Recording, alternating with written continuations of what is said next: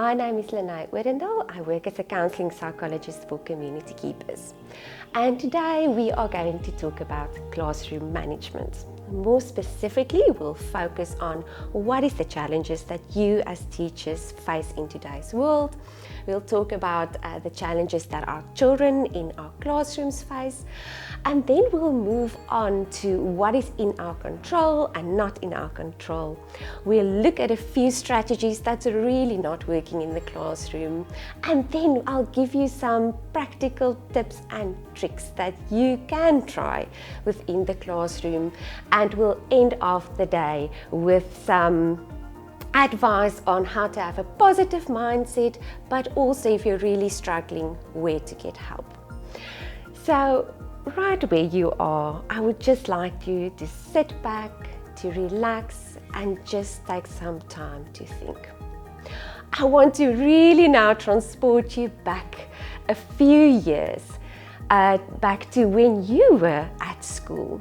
I want you to really sit behind those desks and really look at your teacher through your own eyes as a learner or a student. Think about that teacher that you really, really disliked. Every time you were in that teacher's class, you just felt awful, or you just have bad memories. What did that teacher do that made you feel that way? And now I also want you to think about your favorite teacher. It was that teacher that absolutely motivated you, that inspired you. Maybe that's the reason or why you also decided to study teaching. It's because of that teacher that really made you want to go into the profession yourself. And I want you, if you want to pause the video, you're more than welcome to do so. You can pause and discuss this with your colleagues or your partner at home. But take some time to think back. Now I want to take you just a few years forward to when you decided to go and study teaching. What was the reason for that? And now I want you to think about where you are right now. In this chair, where you are right now.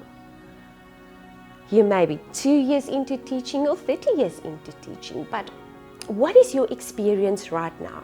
And how is your experience now different from maybe your hopes and aspirations when you were studying teaching or deciding to go and study teaching?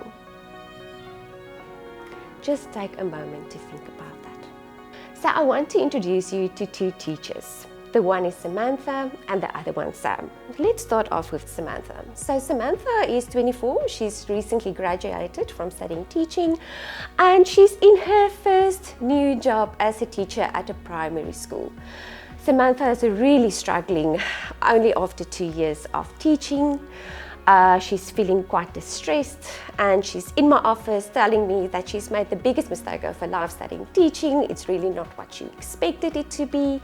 Her children are out of control, disruptive. She doesn't feel like she has any tools on how to manage them. And quite recently, she had a very angry child in her class and she herself was quite scared. So upon talking with her in terms of her strategies that she's using, she said, you know what, I need to talk louder and louder. Later on, I'm shouting, and that's all when I get results. So essentially, she's saying to me, I'm ready for a career change, Lené. I don't want to do this job anymore. Now I want to tell you a little bit about Sam. So Sam has been a teacher for about 33 years. He's just really lost his motivation and his passion for the job. He's kind of just getting through each day and each year just so that he can go on his pension and relax. So typical things that Sam would say to me is, you know what, when I was at school, we had respect for teachers. So as you can see, both Sam and Samantha, 2 years in the job and 33 years in the job, but both of them have lost their why they decided to go and study teaching in the first place. They've absolutely forgot that. They feel overwhelmed, stressed, and near burnout. So we can absolutely understand why Sam and Samantha are feeling that way. Teachers are faced with a lot of challenges in today's world, and maybe you sitting there are yourself a Sam or a Samantha. or you know many Sams or many Samanthas around you. But it's not only us as teachers that have challenges.